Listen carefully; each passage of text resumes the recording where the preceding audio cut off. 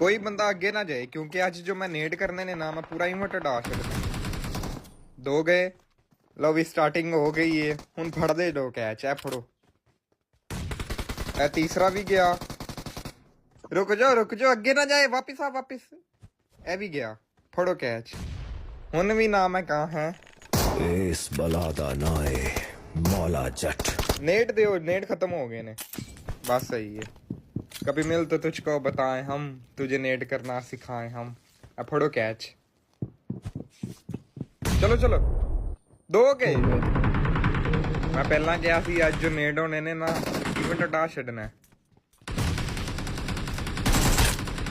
ते नेट जट दे ते जांदे ने सीधा छत ते। किन्ने बंदे गए? 3 बंदे गए। ਉਹ ਮੈਨੂੰ ਇਮੋਟ ਵੀ ਲੱਭਿਆ ਨੇਟ ਵਾਲਾ।